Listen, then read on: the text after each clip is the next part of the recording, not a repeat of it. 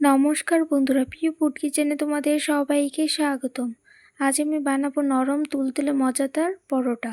তো এখানে নিয়েছি ময়দা, এবারে দিয়ে দিব স্বাদ মতো নুন, আর দিয়ে দিব অল্প করে চিনি, দিয়ে দিব তেল। এবার ভালো করে ময়ান দিয়ে নিব। এবার দিয়ে দিব গরম জল। এবার ময়দাগুলো ভালো করে মেখে নিব। এবার মেখে রেখে দিব 10 মিনিটের জন্য। এদিকে একটা বাটিতে নিয়েছি ময়দা আর দিয়ে দিব সাদা তেল। এবার ভালো করে গুলে নিব।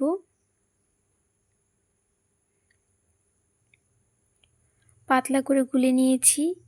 এবার রেখে দিবে একটি সাইডে। ময়দাটা লিচি কেটে নিয়েছি।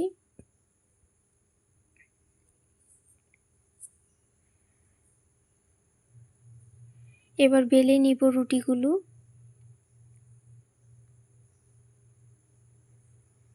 গোল করে বেলে নিয়েছি। এবার দিয়ে দিব যে গুলে রেখেছিলাম ময়দা তেল দিয়ে। এবার দিয়ে দিব রুটিটাতে মেখে। এবার মাঝখানটা থেকে ভাঁজ করে নিব, তারপর আবার উপরে দিয়ে দিব। এবার আবার ভাঁজ করে নিব। এবার 3 কোনা করে বেলে নিব ময়দা দিয়ে।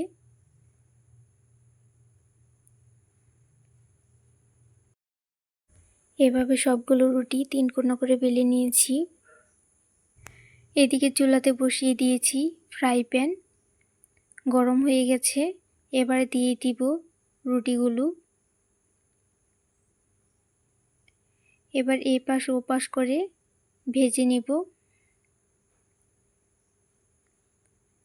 দেখবে এই পাশ ও পাশ হালকা ভাজা হলেই ফুল উঠবে সুন্দর করে।